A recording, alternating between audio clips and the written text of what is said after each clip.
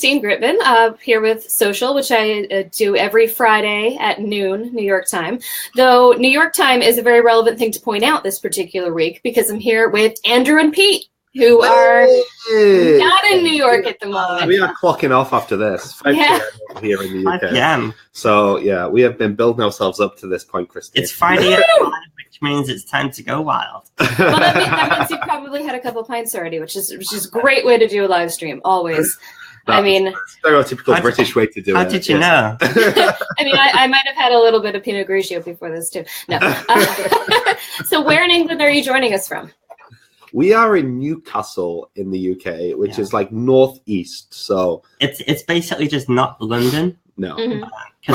To Americans, there's London or not London, right? That is very true. So not London in the UK. Totally. Yeah. Well, thank you for joining us here from not London. For a little bit of context here, I met Andrew and Pete at Social Media Marketing World in San Diego this past spring, and they were actually people are always surprised when I say that I have social anxiety because I'm a very social and outgoing person, but I do. And I was suffering from it massively when I walked into Social Media Marketing World all alone. And I saw you guys. And so first I noticed that there was a snap code on the wheel of your wheelchair, which is amazing. And I wanted to come up and tell you that was amazing. And then I recognized you guys from your speaker bio. In the speaker bios in the program, you guys had headshots that showed you guys kind of blown up and sooty, and that was amazing. So it's like, oh, you're those guys! So that's the problem with those photos. No one actually recognizes us in real life. I totally did. I thought it was great. I'm like, you're those guys! And then I went to your session, of course, and live tweeted the crap out of it and blogged it, and I still have your beach ball on my desk. Remind me what beach stands for? Contents of beach? So we say that sometimes content marketing can be a bit of a pain in the ass. So we have the phrase "content to beach," but also beach. The word is an acronym for the 5 reasons why people share your content. So brand advocacy, emotion, appearance, like social currency, causes and beliefs, and high value. So content can also be shareable. Like a beach. Should be a beach. Should be a beach. There you go. Relaxing, beautiful. So that's well, fantastic. And so you guys have just written your second book, Content Mavericks. So you are content marketers essentially, right? Yes, that's what we love doing. We love creating content that gets our brands noticed, that gets our clients' brands noticed, and stands out. Because I think what we're all about is teaching people that having just a blog isn't novel anymore. I think a lot of people want to do content marketing, and they think by having a blog on their website talking about the products and services is good enough. Yeah. And these days, it's just not. It's just a bit boring these days if you're just doing that. So that's kind of what the book's all about. It's actually how to create more engaging, more on brand, more exciting content that people are actually going to want to consume, want to share, and making money at the end of the day. Yeah. Which is always nice. I think to a degree, like a lot of content marketers out there say that content marketing is this long-term strategy. It's kind of frustrating to us because, like the longer you do it, the more results you're going to get, of course, if you're doing it right. But at the same time, people see that as an excuse to do bad content. And they think that suddenly, after like 3 years of doing content, it's going to magically work for them one day. Definition of insanity. Whereas that's not the case. If you actually just create great content straight away, you're going to have all these amazing short-term benefits and audience growth. And I think that's what people, they have this excuse that it should be a long-term strategy with not. Though at the same time, if everyone could wave a magic wand and just be creating amazing content, only amazing content right out of the gate, I mean, we obviously all would. So there are things that get in people's way. Oh, hi, Maria. Maria loves you guys, and I love Maria. Maria's been on the show, too. Hi, Maria. Oh, hi, Maria. Hi, Maria. So you guys talk about, in your book especially, but also in all of your work and all of your content, you talk about really how to do that, how to make your content stand out, how to make it, all killer, no filler. And one of the key components to that is what you call developing your content stamp, which is the thing that's identifiably you. So let's talk a bit about that, what goes into that. And I'd love to hear kind of behind the the screen a little bit of your own journey with that, because I'm sure even you guys probably didn't come right out of the gate. No, exactly right. So Andrew and Pete. So your content stump, we like to describe it as almost your USP for your content, right? So people, business advisors, marketers have been talking about having a USP for your business since like businesses started. Since the dawn of time. Everyone knows, everyone needs a USP for your business. Can you translate USP? Yeah, unique selling point or Got it. condition, depending on what textbook you've read. Yeah. But no one talks about what's unique about your content, right? So that's what your content stamp is all about. Because we were doing content marketing pretty much almost immediately as soon as we set up our business back in 2011, fresh out of university, started blogging, started tweeting, started doing Facebook. And you know what? For a solid like 2 to 3 years, we got nothing from it, right? We were doing mainly from a service point of view. We were doing a lot of graphic design and branding work back then. And actually our blogs and our online presence was rubbish, right? What was rubbish about it? It was just the same as everybody else's. It was blasé. Like, because we were really young, we tried to put across this professional front to us. It wasn't actually us, right? We tried to wear suits to the office. And it feels like you're dressing up like your dad or something. Yeah, it's like we're trying to pretend we're 30 or 40 when really we're, 20 something. And it just wasn't really us. There's no personality coming across in there. It wasn't particularly unique. There's no reason anyone should be killing themselves to come to our blog rather than someone else who's been doing it for longer and has got better content than us. So that's why we didn't get anything from it. And that's why a lot of people aren't getting anything from the content these days either, because, your blog probably isn't as good as someone else's. Yeah. And because it's the internet, you might as well just read that someone else's. Yeah. Because it's really readily available and out there already. So, but do you know what was working back then? Networking. So we would go face-to-face networking, and that worked super well for us because we were ourselves. And we were almost like a cartoon version of ourselves. When we went networking, we like went all in. So we would take things like chocolates and throw chocolates across the room. We once went dressed as zombies when it was Halloween and got business from that meeting. We once took indoor fireworks networking. Right? We would always have party poppers. We would always have party poppers. We got quite well known for our party poppers. So, like, but then you just weren't those people when people went and looked you up online? Is that what basically you're saying? Not at all, right? So our local audience, we were pretty well known because of this. They expected to the people it. We built up that reputation, right? But online, it was just like silence. And the thing about networking is you can't scale it. So yes, we love going networking, but we can't scale that. We go to that meeting, we spend an hour or more, have a rubbish breakfast with some people, get to know some great people. We met some great people through networking. Yeah. But that was it, right? But then as soon as we started putting in the same effort into our content and got our personalities across with our content, that's when things just kind of started flying. Someone actually said to us yesterday or the day before, we're on a podcast interview, and they said, guys, I don't know where you came from. Like, you just kind of came from like nowhere and just appeared all of a sudden. And like, we were thinking about that afterwards, and it's like, to us, we've been around for like 5-6 years. An overnight success after many years. Yeah. But I think it's just because she had just started actually, like, as soon as our content became a lot more engaging, which is only like 1 to 2 years ago now, I think people just started paying attention. Yeah. So we basically took that idea of how we'd go networking and we'd try to do something more remarkable and blow them away and create a talking point. And that's the thing, like, people say you need engaging content, and that's true. But if you can make it remarkable, that's even better, because if you're remarkable, that's worth making a remark about. Nice. Okay, so if it's worth talking about, your content is going to be spread and your audience is going to grow quicker, because otherwise you're just sending the same content out to the same people and it's not growing. Yeah. Okay, so that's like a really important factor. So when we said before that people are struggling to get results with the content, but if they do something more remarkable, then they'll get a lot of short-term benefits much quicker.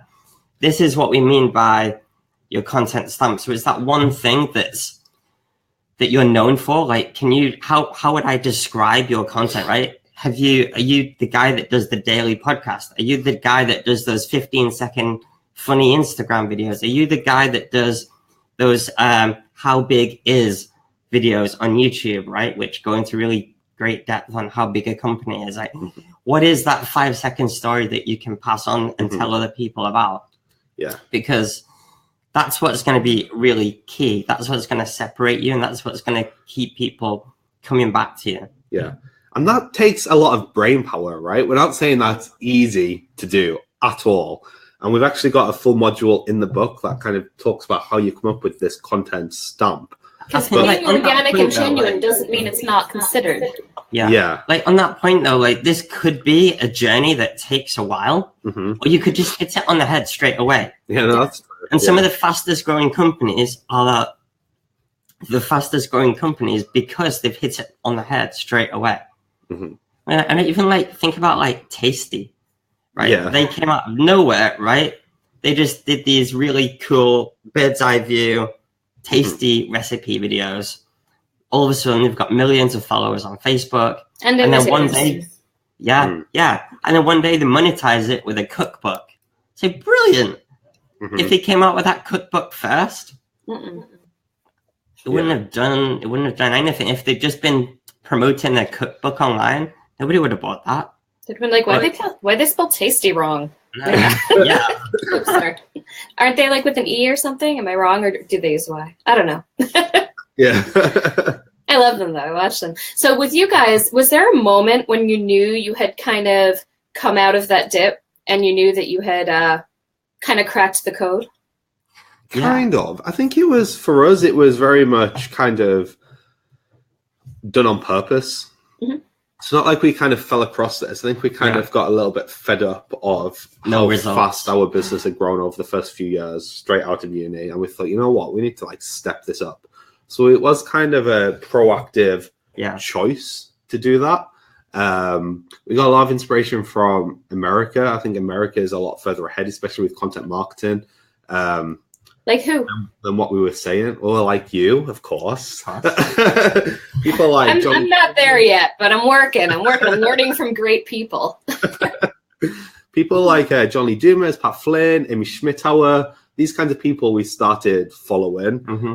We got over there to social media marketing world, which I think our first year we were there was in 2015. That kind of like blew our minds. And we thought, oh God, we need to get a piece of this action. Yeah. We honestly, like, after that, we were like, holy crap, like, these guys are so far ahead of us. We need to catch up, right?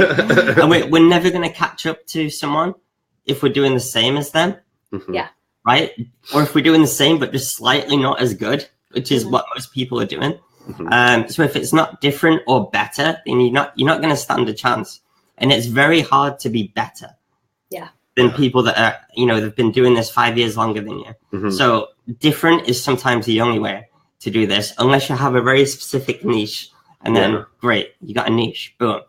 But like we maybe took a period of like 6 months to a year, and we were like, right, we need to like get better, be a little bit different, and we started on our blogs, and immediately we got what we'd maybe class as fans.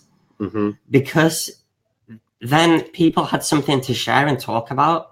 People were like quoting our blogs. People were telling us how good our blogs were. And we'd never really had that before. So that was like a clear sign almost overnight. Like, wow. Right? Yeah. It can all start with one blog that's just completely different. And what changed about it? I know you put more of your personalities in, but did you also change the topics you were writing about, or just the way you were writing about them? Just the way we were writing about it. We changed the depth of it. We changed the quality of it. We added more graphics and GIFs and titles and audio and little video clips. Even just the tone. Like if you scroll back to the very start of our blog on andrewandpete.com, you'll be able to see what like they used to look like.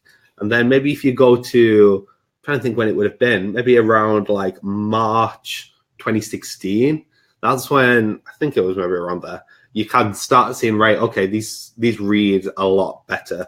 These are a lot more punchy. There's a lot of more GIFs in there. There's a lot more images in there. And then I think it was May, June last year when we transitioned our blog completely into just a place to host our videos, our YouTube channels. Yeah. So and from there on in, that's when it kind of really took off for us. That in itself, the videos were a massive, like that was an extremely visible, noticeable difference. Mm-hmm. Like everything just grew after that. Our audience size, our subscribers, our email, our sales, like everything grew. Speaking gigs. So that was a great leap for us. And I think the idea that people can watch our stuff and they can learn, but then also be entertained. That's our content stamp. So people say to us, to other people, have you watched Andrew and Pete's stuff? It's really like valuable information, but it's actually really fun to listen to. Mm-hmm. And that's kind of like our 5-second story to pass on to other people. Mm-hmm. And that's something we're playing on a lot more going forward, like in our podcast, which we released, the Andrew and Pete Show. I love the Saved by the Bell look of it. Yeah. Very 90s. I'm glad you got Saved by the Bell. That was literally. I grew up on Saved by the Bell that year, and I was like, how can you never have seen Saved by the Bell? So I like got up like the old Saved by the Bell branding. I was like, this is what our podcast needs to look like. my friends and I had a cover band when we were 8, and the Saved by the Bell theme song was one of our top hits in my bedroom. I was a Zach girl. You're a Bel Air fan. Mm-hmm. It's not too far off. Yeah. It's not too far off. Greg, my husband Greg is a Fresh Prince guy. That's his man crush. It's very sweet. That's a good man crush to have, really, when you get down to it. He's charming. No sexual abuse allegations yet. People making some comments there. Yes. Mel and Cheryl. I think there's someone else, so I'm not sure. And Katie and Maria. Katie and Maria are here in Nyack. Thank you for joining us, guys. And Cheryl's listening to you in the bath. That's how engaging you are. Wow. Oh, wow. Well, there you go. I told you I was going to be listening to the podcast in the bath. You guys are in the bathtub with lots of ladies all over the world. I don't think I've ever had a bathtub. I like the bathtub. We've had photos of people in bed next to the partner. Not that kind of photo. In the bath. I feel like a selfie from a bath might be a little bit dangerous. Yeah. I thought you were going to ask for it then. I was like, where's it going with this? I think later I'm going to have to take a nice bubble bath, and I'll have my husband shoot a picture of me from behind so you can see that I've got my phone listening to your podcast in my hand. Just make sure the bubbles are in the right places. Yeah. And it'll be okay. Oh, I've got a tray. I'm a professional bath taker. Like, I got this. So this is great. So for people who are having trouble kind of finding that stamp, I mean, part of it is trial and error, but I mean, as you said, you guys kind of figured it out quickly. And I mean, I'm someone also who I spent the whole first year of my business. I was networking. I was out there. I was known, but I wasn't marketing my company. And then I went to social media marketing world, and I went and I started all these things, including the show. Hey, Ben. So what would you say to someone who is ready to take that step, who's like, you know what, I'm sick of my stuff getting no engagement. I'm sick of just putting it out into the void. What can I do to step it up today? So that we call that content crickets, by the way. Mm-hmm. When people put out content and there's just silence, no likes, comments, shares. You guys do very good cricket impersonations, I've heard on your videos. Can you give us a little bit of that? Cricket. I don't know how I'd make that noise in my voice. It's almost like. Can anyone make your cricket noise? Dolphin, isn't it? Mm. Yeah. Like a dying seal. We're both suffering from man flu, so yeah. Aww. I feel like we need to be healthier to do these cricket noises. Or less healthy. Yeah, or less healthy. Or yeah, less healthy, yeah. So my bones make cricket noises when I wake up. They go. All right, so someone's ready today. What do they do? Right. Yeah. Okay, So yeah. there's 4 Mel, main. that's a dolphin. Yeah, that is a dolphin. Mm-hmm. Yeah, I'm sorry, Mel. I'm sorry. I feel like I've let everyone down. If anyone can do a good impression of a cricket, let us know. Post video in the comments. Yes, please. Can we tell people what's in this bloody content stuff? Yes. Shall we do it? Yeah. Do it. So everyone give a like right now. So there's a big spike in engagement. This is the point where everyone will skip to in the video. Oh, smart. Here we go. Yeah.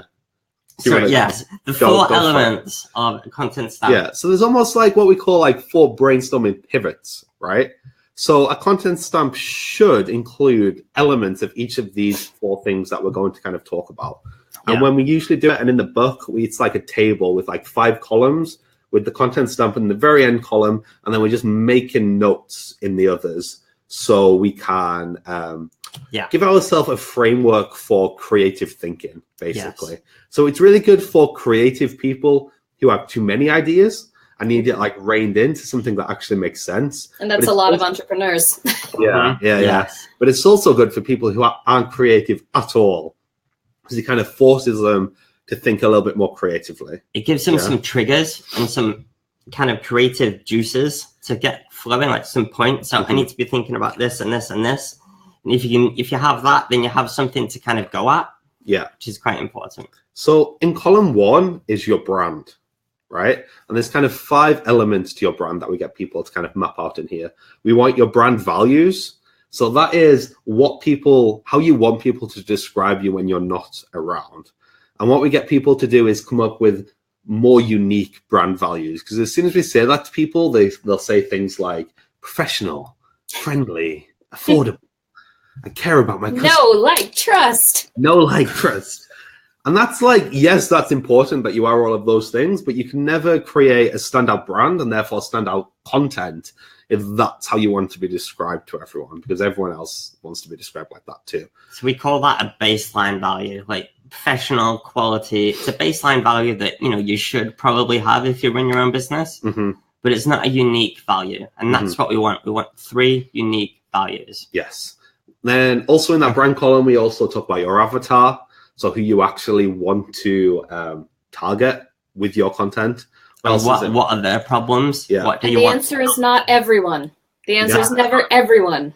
Exactly. As specific as we can get, the better. Within that, though, we see there's 2 different types of industries, okay? There's the content-rich industries and the content-poor industries. So a content-rich industry is something like marketing, okay? So we do marketing, we can talk about marketing, and people want to hear us talk about marketing, right? Or fitness, people want to know how to be more fit. Nutrition, people want to know about. So it's very easy to think of stuff to talk about. The tough part of that is everybody's talking about it. So you need to do something unique from everyone else as a way. You need to come up with a unique way of delivering that. Like Joe Wicks, I don't know if you know who he is, but he's become extremely famous over here in the UK. And all he did was create these really funny 15-second Instagram videos, 15-second recipes. That's it. That's all he did.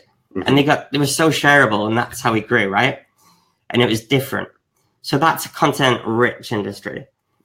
There's also the content-poor industries, which is things like HR, tax, accounting, any kind of product to some degree. Because if you have a product, people don't really want to know how that product is made or what it can do.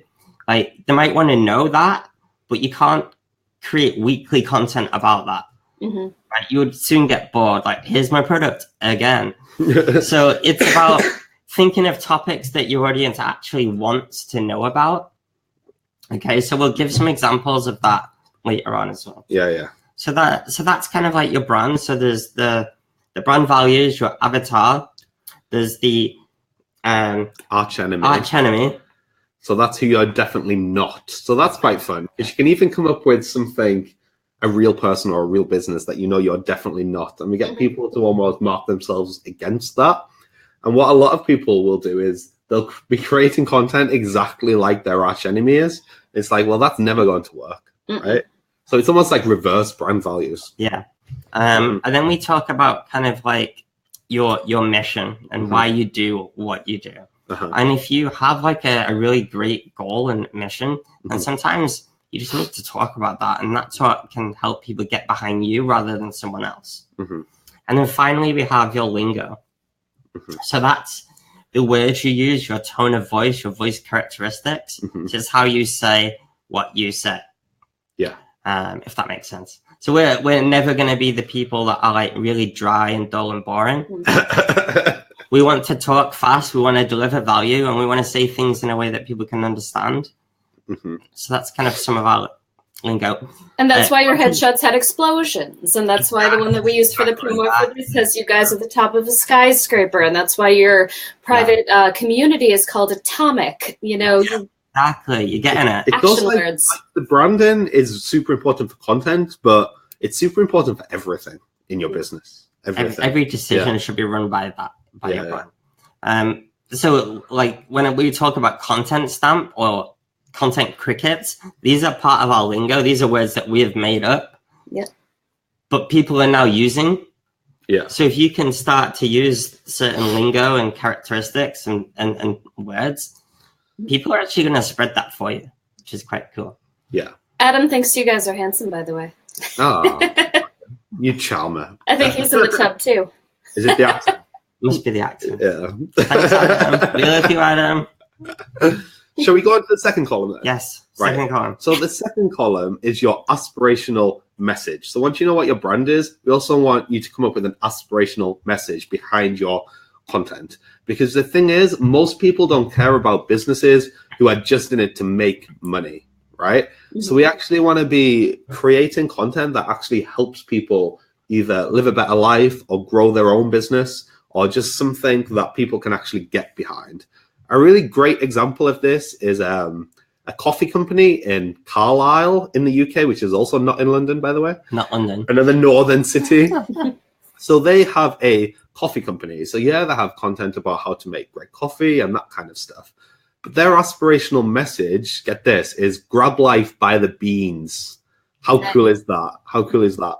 So they're creating content, not just around how to make great coffee, but how to live life to the fullest. And that kind of runs through all of their content. And they've got an awesome hashtag called #CoffeeMadeMeDoIt, which is just genius. I love it. Love that. So all the content is about what you can do with the power of coffee. Yes. Mm-hmm. So it's not about the coffee. It's about what coffee can make you do. Mm-hmm. So they went from like this average coffee company to they deliver all this via Facebook Live, by the way. Yeah.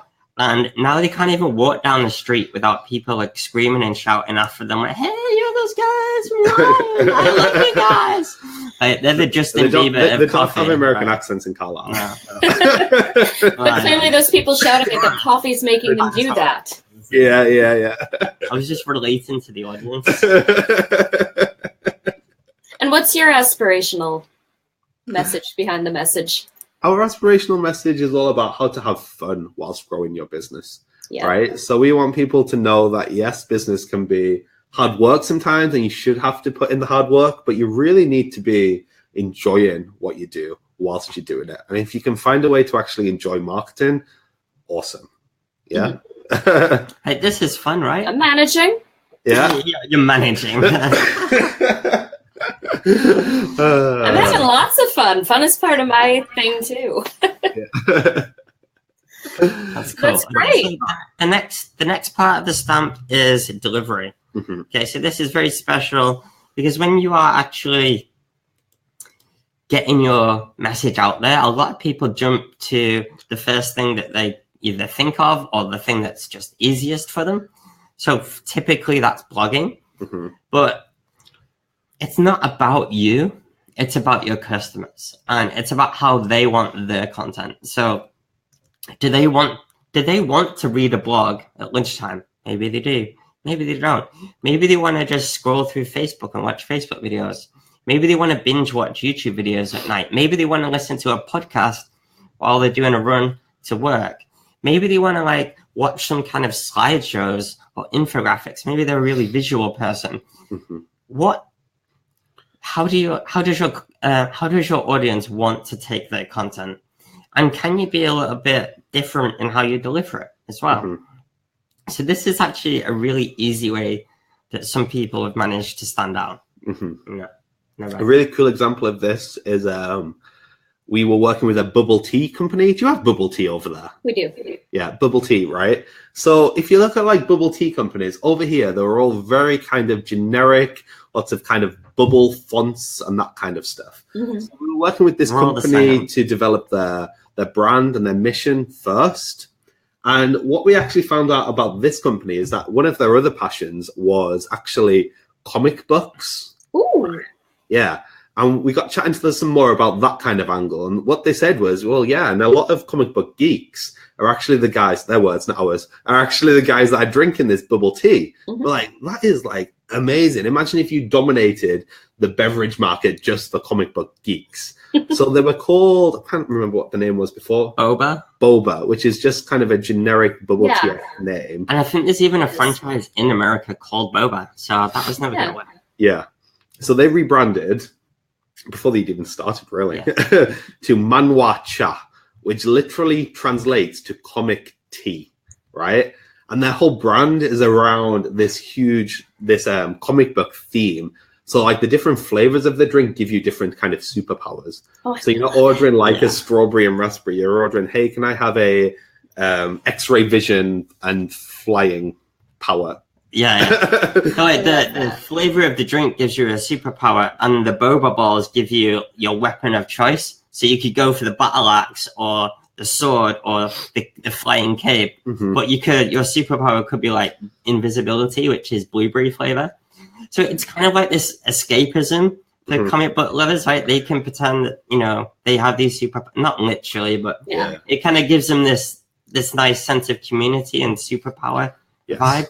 That when they serve you, they're actually wearing capes and a mask. It's freaking cool, right? I love that. And the content, right? What do you think would be perfect, right? A comic book and stuff, right?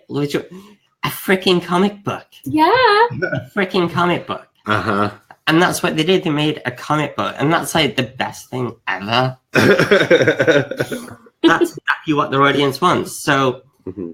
I'm aware that not everybody is going to be able to do that or want to do that, but it just proves the point that you can turn an average brand into something that's really special for your customers. And all you have to do is just think about them a little bit more. Yeah. Oh, I love that. That's so great. Right. Final column then. Final column. Remember that all these columns, you basically you're just filling them out. And you're kind of putting them all together, and you're just using it to think of ideas. Okay. And then you're going to be testing those ideas, and then you're going to be picking the one that takes off the most. Okay. So in this final column, it's about beach. So I know we mentioned that at the beginning, right? But it's about adding that shareability factor. So it's about, there's no point, if you have content that's really engaging to people, and it's delivered in a nice way, and it gets across your brand and aspirational message, that is wonderful. But if you really want to grow quicker, then if it needs to be shareable, it needs to be remarkable. So this is what this column is. And if you can tap into one of these or multiples of these, then it's going to just make your content, your business fly like so quickly.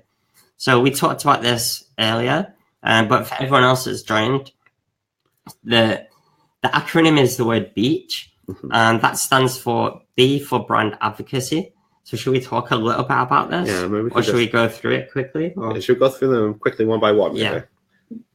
So if any don't make sense, just come back to us on that. Or buy the book. Or buy the book. Yeah. We shouldn't give away too much. We'll just give B and an E. Yeah. And then you can buy the rest of the book for the app. No. Or people can go back to my blog post from March where I was like live tweeting your presentation on it. Yeah, just go back to your tweets. Yeah. Now let's go through them quickly. So the B stands for, which is the first reason people will share your content, is for brand advocacy. So people will literally share your stuff because they like you and they love you and they're a part of your brand. You've made them feel welcome. They know you. You've talked to them. You've built a relationship. So we encourage people to be a little bit more proactive about that. Simone has just said, I am getting your book. High five, Simone. Thank you, Simone. You are awesome. She's I'm going to go check you out. Okay. So what we encourage people to do is be a lot more proactive about that. Do you sit back on Twitter and just wait for people to reply to your stuff? Or do you actually go out there, find your perfect client, and just find their blogs, reply to their blogs, share their blogs, talk to them? Jeez, like this is unheard of, right? And nobody is proactive. Like, it's like this really frustrating thing. And if you can be a little bit more proactive, not only is your following probably going to grow, but your brand advocacy is also going to grow.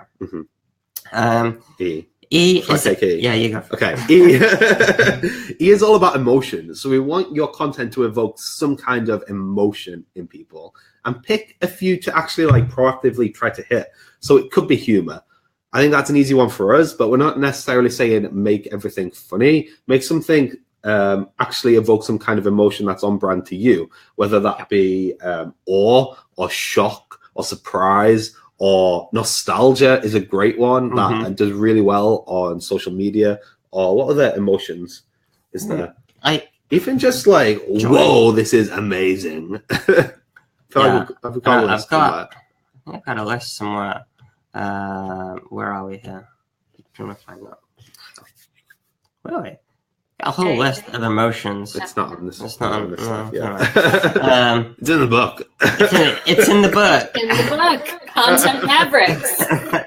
But if you want to available on Amazon. Exactly. Yeah, on Amazon.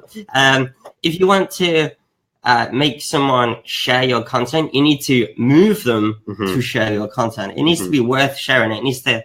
They need to feel it to share it. Does that make sense? Yeah. Okay. Bro.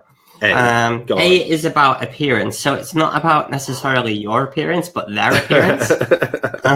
Looking lovely. And you too as well, Christine. It's almost people would describe it as social currency. So if I share this, does it make me look good? Yeah. Okay, so social media, there's lots of different types of social proof and appearance that you can go for here, social currency that you can go for. So Social Media Examiner, because you've mentioned them before here, they're a great example of this because they do two things. They provide really in-depth, high-value content. So if I was to share that's helpful for my audience, which makes me look helpful. And the second thing they do is they share like the breaking news on social media. So if I also share the breaking news on social media from their content, that makes me look in the know and more knowledgeable. So by sharing their content, that makes me look good. I'm big on that, actually. On every Wednesday, I do a really short Facebook Live called Midweek Minute. I try to make it a minute. It's never a minute. But it's just kind of like a rundown of the top headlines. And then I do a blog which links you to these other sources. You know, and I like that. To help and teach. It's great, right? Yeah. I like that. Okay, I really like that. So it's just about understanding how your audience actually wants to be seen themselves. Do they want to look like they're the ones in the know? Do they want to look funny? Do they want to look cool? And creating content that allows them to kind of align themselves to your brand and what you're all about. What does it look like for someone? My mom thinks we all look good, by the way. Thanks, Mom. Oh, cheers. That's the best testimonial ever. It's Friday at 5 and we still look good. With man flu.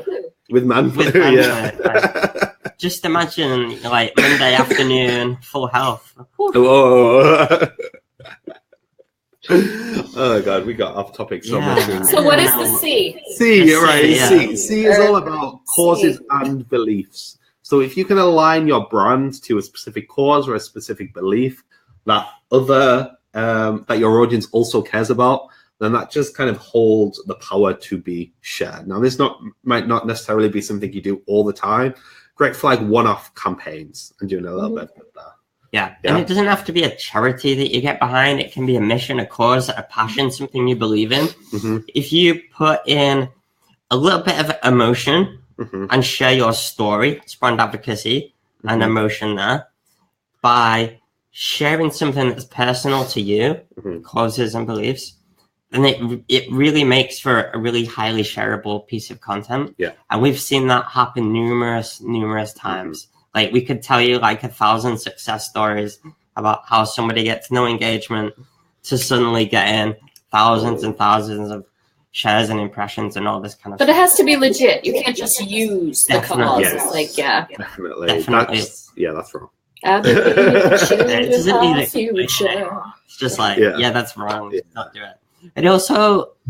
we say, okay, so we say it needs to be real, but also relevant. Yeah. So if it's not relevant to your audience at all, then it's probably not going to get many shares. A lot of people do come to us and they've got like something that's great that they really want to do, but it's not relevant at all really to the business or what their audience would really care about. So it's kind of like, yeah, do that, do something good, but just do it on your personal page. Yeah.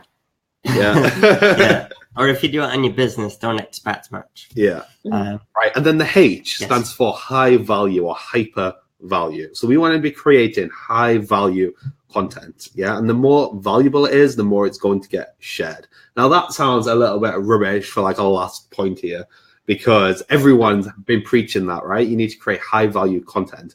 But what we would say is we want to challenge you how high that value is. A little story here. When we started writing for Social Media Examiner, we got asked to write for their publication, which is like a industry leading publication. Yep. In our industry, we were like, whoa, this is amazing. We're going to create the best blog ever. And we put like so much hard work and effort into this blog, and it went live and everyone loved it. We got a ton of love on Twitter and the editor loved it. And it was like, yes, this is amazing. And then we thought to ourselves, hang on, that's done really well for them and for us. But we've clearly proven to ourselves we can put in a ton of effort into their blog.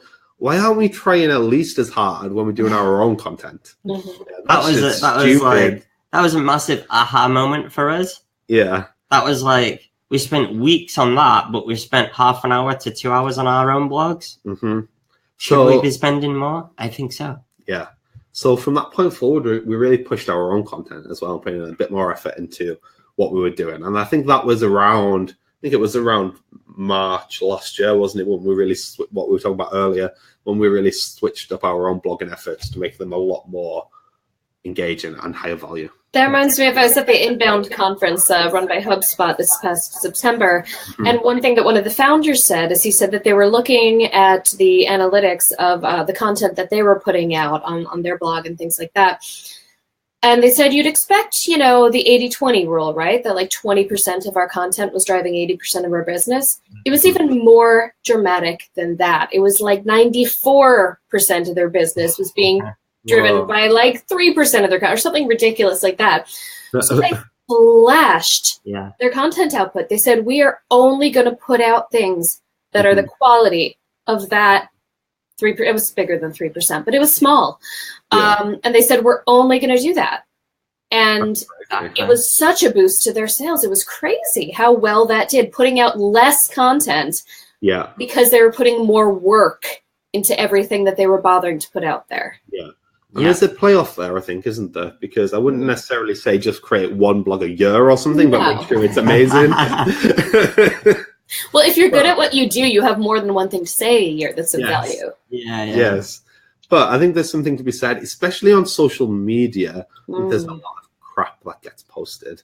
But we've scaled back a lot of our, especially on Facebook, we've scaled back our Facebook a lot. And we've got more engagement on what we do actually post. Yeah, we actually measured this. Facebook was never our main platform.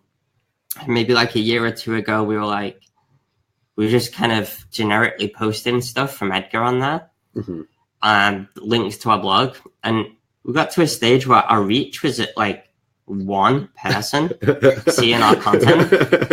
And like we had like a tiny, we don't have a huge page. Like I said, it wasn't our main platform. We had about 600 likes. So we kind of got a bit fed up with that and thought, right, we're just going to stop doing that. We're going to actually just put out like one or two amazing things a week, right? Do you know how much reach we get when we do that? It's more like 5,000 people now. Nice. And it's like, we still only have a tiny page, but it's like, we can get a lot of reach on there. And I think that's saying something, definitely. What kind of content do you put on each platform? Because I mean, I'm gathering that you differentiate your strategy. Yeah, so I think that's quite important. Well, number one, not to spread yourself too thin across all the platforms. Because like you said, that's going to dilute the quality of it all. Yeah. But it's also worth giving each platform a purpose and a reason for people to follow you on there, because to a degree, like, yes, some people might want to see your content in one place or the other, and there's a distinct place where they will only view that content, but that's a limited amount of people. Most people will see you on all platforms, and if they're seeing the same things over and over again, they're not going to be engaging on all the platforms. So it's important to give them something a little bit different on each platform. So for example, Instagram, we use that to just show our kind of journey and our behind the scenes, and hey, this is what we're up to today on our story, and have a little bit of a fun time. We're not overly strategic with Instagram, to be honest. It's just kind of. Neither am I. I'm part of my thing is I'm very into small local businesses. That is my ideal clientele, but it's also I live it. I'm always shopping at small local businesses. I'm supporting them in real life. So that's a lot of my Instagram. It's me going around to small local places. It's not strategic. It's a part of my life that I'm showing. Yeah, and I think that's okay. Cool. It is okay. Yeah. Something like because again, it's that brand advocacy. Like we get the same people like constantly watching our story every day. Like that builds up a lot of rapport with people. So it's actually really important. With Twitter, that's where we're the most proactive. I was going to ask what your biggest one was, so I was thinking it was that. I like Twitter. I think Twitter's great for. I think a lot of the other social networks, they punish you for sending people away. Where I think Twitter, although you are punished a little bit in the algorithms, it's still okay with letting you send people to your blog, right? Because you've only got 480 characters now to get across what you want to say. However, I love Twitter just for, remember what Twitter used to be like way back in the day? It was literally just people kind of talking to each other. And now there is a lot of kind of spam. So what we're finding it really valuable for is just connecting with people. Yeah. So oftentimes, like our tweets that do the best and get the best reach and the best engagement, they're not linking to a blog. They don't include an image sometimes. It's just asking a question or talking to someone or saying something funny. So we're trying to use Twitter more, almost a bit like what we're using Instagram for, but without the visuals, just like literally tweeting. Is notifications. Yes. If you respond to somebody, and you also taught us to do a video response. You had us all do it right there, and I'm really surprised I'm the only one who did a video response to you guys. I'm very surprised other people didn't have that idea. No, that's crazy. But you had us all do a little video response to something on Twitter, and it was great because people get such a kick out of that. Like the video reply on Twitter is still the most utilized part of Twitter. It gets the most engagement and reaction from people. Like you'll ever see. It's brilliant. And I think what people forget about Twitter is that it is still by far the most open social platform. So if you want to connect with anyone specifically, like Twitter's our go-to. Way more than Facebook. Like Facebook's really hard to connect with people that you don't know. Instagram's a little bit easier, but it's still not that easy. You can DM them and you can comment on the photos, but that's Snapchat's pretty much impossible. Yeah, Snapchat, especially if they've got big, we struggled with Snapchat. As soon as we grew our audience on there, we found people getting annoyed at us for not replying, but it's oh God, I've got to go through 100. No. This is going to take forever. And you can't even see, like on Twitter, you can scroll through and see oh, that's probably important. That's just nothing. Don't need to reply to that. Yeah. Whereas Snapchat is just a square. Yeah. Or an arrow. And it's well, I don't know if this is just someone with a non-comment or if this is a really important urgent message. So it forces you to open them all. Yeah. Twitter's very, very, it lowers the barriers to communication by so much. And you can tweet to someone super freaking important and they'll see it and they might respond to you. And that's unique to the platform in a lot of ways. YouTube is where we are going to be heavily focusing on 2018 to grow. So kind of watch that space, I guess. Yeah. And that is where we're delivering all the value. So we're just sending people to YouTube.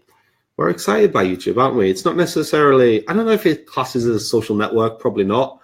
But for a content point of view, it's awesome, right? Because you can post something on any of the other platforms and it's gone within 24 hours. Even Facebook video, it's gone. With YouTube, people are still finding our videos that are ranked well, like now, and we're still like every time we post on there, it's just adding to that catalog, and people can keep on engaging with that same piece. That's why I'm reconsidering YouTube. I've been doing this show every week since April, and it's always been on Facebook Live. And at the beginning, I used to then download the video and re-upload it to YouTube, but I was getting like 7 views on YouTube, so I stopped doing it a few months ago. But I recently decided that was a mistake, and now I've actually hired someone to help me part-time, and she's going through the backlog and just putting all of them up on YouTube now. Yeah, that's cool. It should be there. It's a good space for that. And even if I'm not trying to drive traffic to it as much, it's a place for discovery. I think the search engine part of YouTube needs to be key in everyone's YouTube strategy if you are going to post to YouTube, because it's not going to get found in the same way it would be found here on Facebook. Or people are just scrolling and think, oh, that looks interesting, I'll click on that. But being a bit more proactive with what your headlines are, what your thumbnails are, what your descriptions are, what your tags are, that's key on YouTube. Yeah. Cool. We dovetailed there at the end of this interview. I know, I feel like we could go into a whole another conversation about YouTube strategy now. Yeah. Well, this has actually been a really long episode, but it's been a really amazing episode. It's one of my favorite episodes. So I'm going to kind of wrap things up. If anyone has any questions, get them in now. In the meantime, Andrew and Pete, if there's like one crystallized message that people could take home about how today they can just bring it. I would say buy the book. That's a very good strategy. That's cheesy. It's really cheesy. Yeah. But it's true. It's value packed. Yeah. I would say develop your content stamp. As soon as you can create something that is unique to you and your business, and your content marketing is going to get a lot more easier. So I got one. I would leave it at that. Okay. Love it. Well, thank you so much, you guys. This was fantastic. Again, I'm Christine Gritmon. These were Andrew and Pete, and in fact still are. I do this show on Facebook Live every Friday at noon. I'm not going to be doing it next week because it's the day after Thanksgiving, and I'll be busy trying to beat people over the head for TVs. But I'll be back the following week. Check out Christine Gritmon on Facebook and everywhere, really. Check out Andrew and Pete everywhere, but especially Twitter. And I'll see everyone soon. Bye, guys.